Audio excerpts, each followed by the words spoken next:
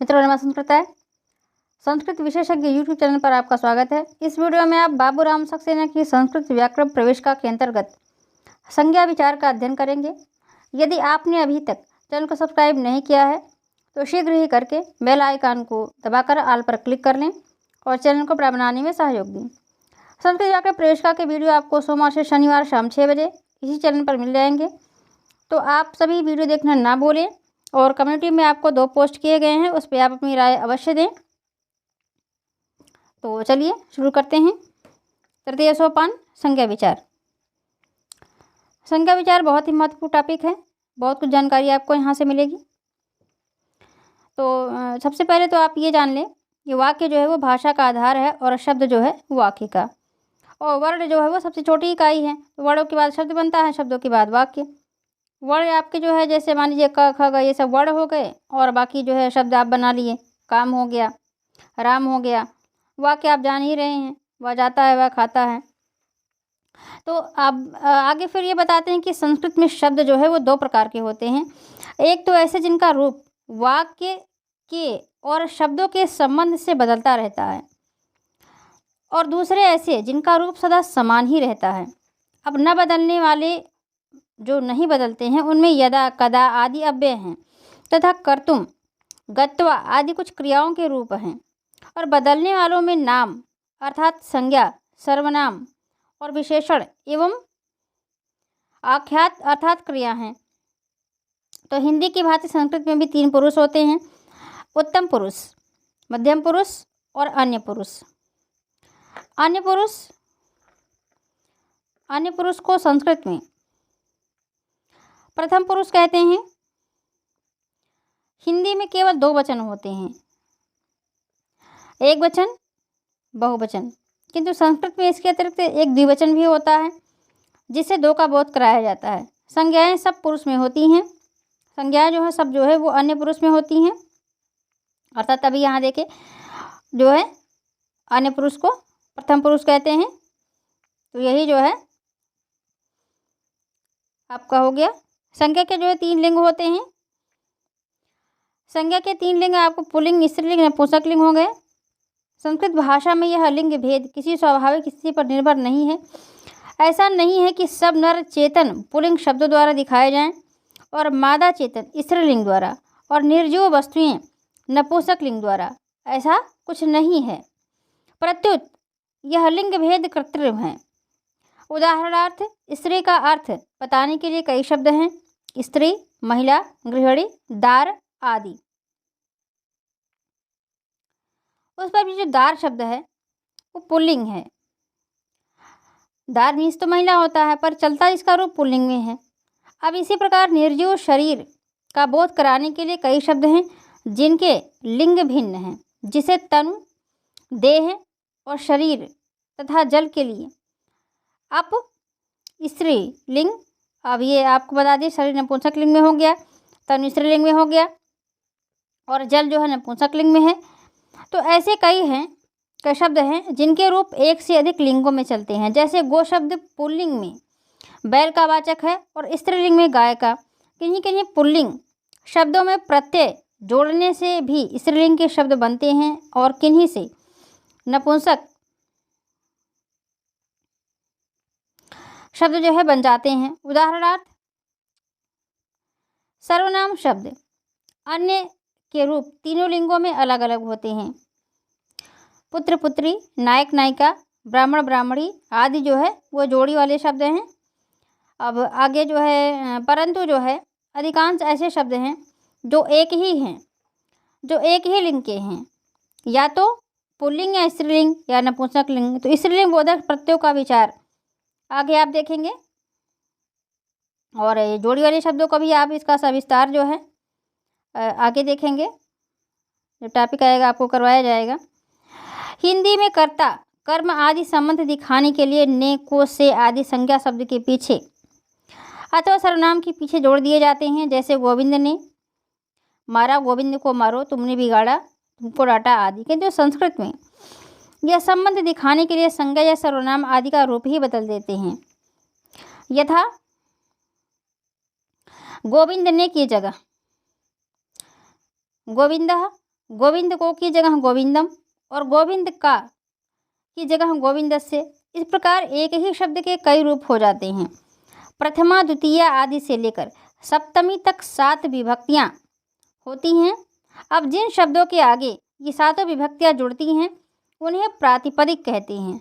जिन शब्दों के आगे ये 7 विभक्तियाँ जुड़ती हैं उन्हें प्रातिपदिक कहते हैं। और ये प्रातिपदिक जो है वो 2 प्रकार के होते हैं। एक वे अर्थवान शब्द जिनका किसी धातु प्रत्यय प्रत्यांत से संबंध ना हो, जिनका किसी धातु अर्थवा धातु प्रत्यय, तो जिनका जो है धातु प्रत्यय प्रत्यांत से संबंध ना हो, तथा दूसरे वे जो कृदंत तद्धितांत अथवा समस्त हों।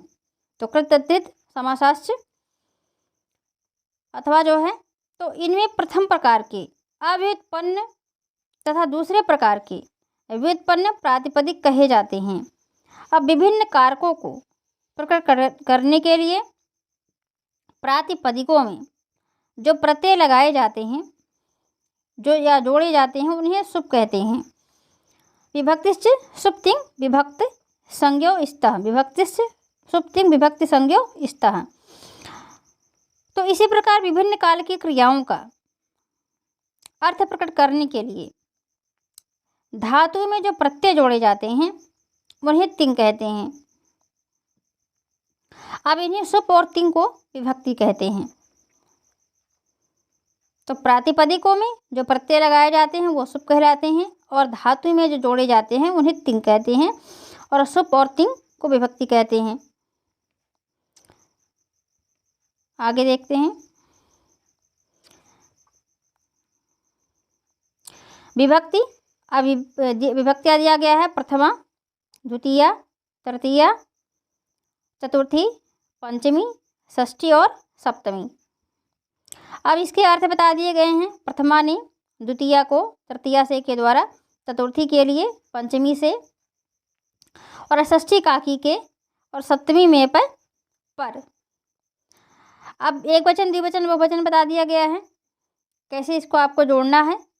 प्रथमा में आप कैसे जोड़ेंगे, द्वितीया में कैसे जोड़ेंगे, तृतीया में कैसे जोड़ेंगे, चतुर्थी में कैसे जोड़ेंगे, पंचमी में, षष्ठी में, सप्तमी में। तो ये जोड़ने की प्रक्रिया जो है अभी आपको नीचे दी जाएगी और यहाँ तो आपको पहले देखना है क्या क्या आप जोड़ेंगे। तो सु और जस, सु और जस, अम और शश, सु और जस, अम और सस।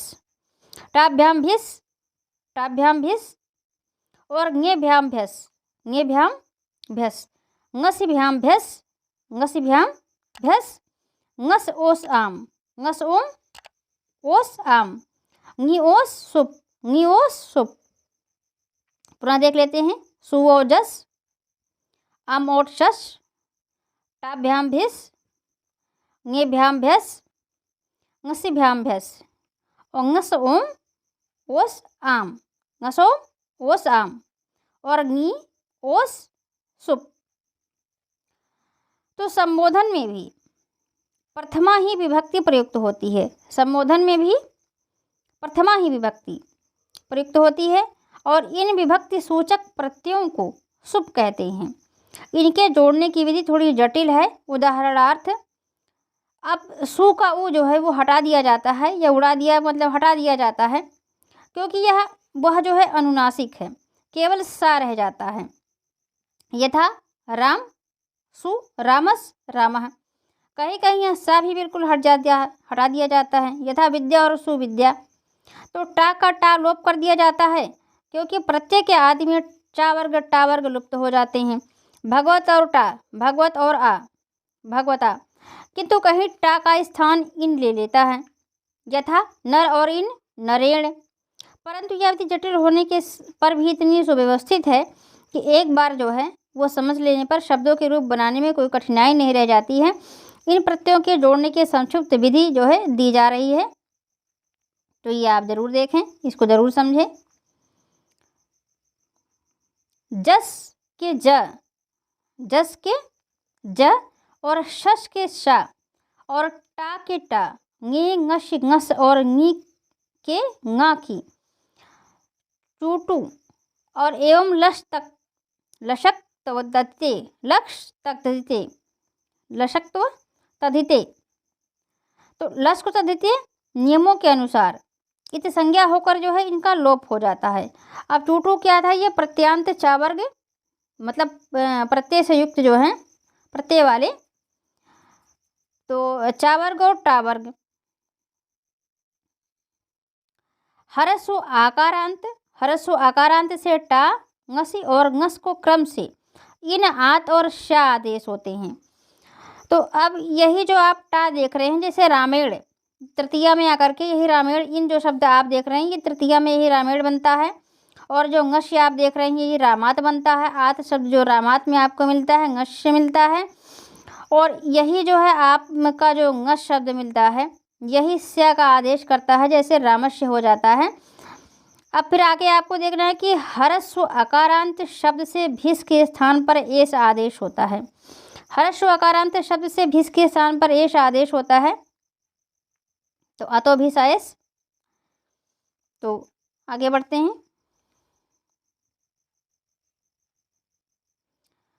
हरस्व आकारांत शब्द से ङ को या आदेश होता है। घी संज्ञक स्त्रीलिंग शब्दों को छोड़कर शब्द में टा जुड़ने पर उसे जो है ना आदेश होता है। ङे, ngसी, ngस, ङी इन प्रत्ययों के परवर्ती होने पर घी संज्ञक शब्दों के अंत में आने वाले स्वर को गुण होता है, यथा हरिधन्ये, हरिये, हरि और ए, हरे। एकारांत तथा ओकारांत शब्द में आने वाला ngशी तथा ngश का अपूर्ववर्ती ए अथवा ओ के रूप में मिल जाता है, यथा हरि और ngशी, हरि और अस, हरे अस, हरे स, हरे है। विष्णो ngशी, विष्णो अश और विष्णो है।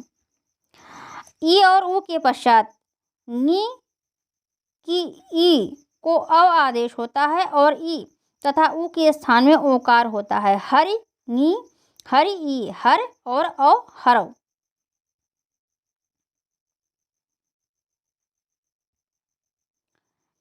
रीकारांत प्रातिपदिक के पश्चात जब ngश तथा ngश आए तो री और ngशी या ngश के आ दोनों को ऊ आदेश होता है।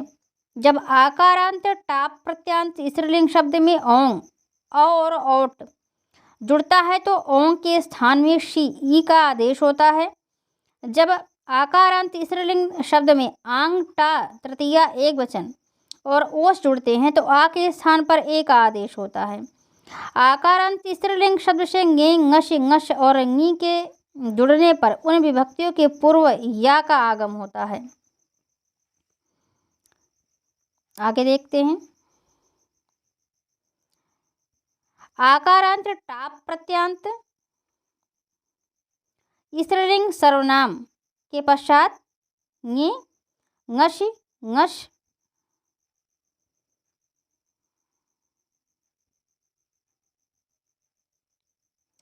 और नी के जोड़ने पर आकार हो जाता है तथा प्रत्यय के पूर्व स्या का आगम होता है।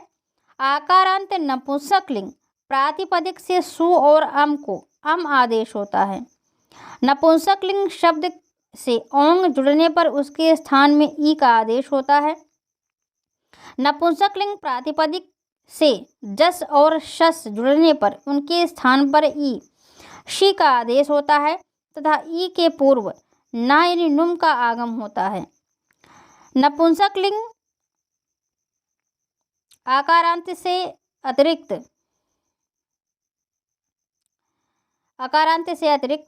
प्रातिपदिक के पश्चात सु और अम का लोप हो जाता है। ईगंत नपुंसकलिंग प्रातिपदिक के पश्चात अजाद्य प्रत्यय आने पर प्रातिपदिक के अंत में ना का आगम होता है। हरस्व स्वरांत नदी संज्ञक और टाप प्रत्यांत स्त्रीलिंग शब्दों से आम विभक्ति जुड़ने पर विभक्ति के पूर्व ना, लुट का आगम होता है। संस्कृत में प्रातिपदिक पहले दो भागों में विभक्त किए जाते हैं, स्वरांत, व्यंजनांत। स्वरांत में आकारांत शब्द प्रायः सभी पुल्लिंग अथवा नपुंसकलिंग में होते हैं। आकारांत प्रायः स्त्रीलिंग में होते हैं, थोड़े से पुल्लिंग में होते हैं। इकारांत शब्द कोई पुल्लिंग में कोई स्त्रीलिंग में और कोई नपुंसक लिंग में होते हैं। ईकारांत प्रायः स्त्रीलिंग में किंतु कुछ पुल्लिंग में भी होते हैं। उकारांत प्रायः तीनों लिंगों में होते हैं। उकारांत बहुधा स्त्रीलिंग और पुल्लिंग दोनों में होते हैं। ऋकारांत प्रायः पुल्लिंग में, ह्रस्व ऋकारांत नपुंसक लिंग में होते हैं। ऐकारांत, औकारांत और ऐकारांत, ओकारांत और औकारांत बहुत कम शब्द हैं जो हैं वे भी प्रायः पुल्लिंग या स्त्रीलिंग ही है। शेष स्वरों में अंत होने वाले प्रातिपदिक प्रायः नहीं के बराबर हैं। नपुंसक लिंग में स्वरांत शब्द सदा ह्रस्वांत ही होते हैं। व्यंजनांत प्रातिपदिक प्रायः ङ, या, म, या इन वर्णों को छोड़कर सभी व्यंजनों में अंत होने वाले पाए जाते हैं। इनमें भी बहुधा च, ज, त, द, घ, न, श, श और हा में अंत होने वाले अधिक प्रयोग में आते हैं। अब जो है आपको जो रूप में है, ये रूप का जो है वीडियो आपको अगले वीडियो में दिया जाएगा। आप चैनल को आप सब्सक्राइब करें। इस वीडियो में इतना ही। सभी वीडियो आपको क्रम से TGT संस्कृत व्याकरण की प्लेलिस्ट में मिल जाएंगे। चैनल को सब्सक्राइब अवश्य कर लें, क्योंकि इस चैनल पर आपको संस्कृत और हिंदी विषय से संबंधित वीडियोज़ मिलते रहेंगे। आप हमें सोशल मीडिया पर भी फॉलो कर सकते हैं।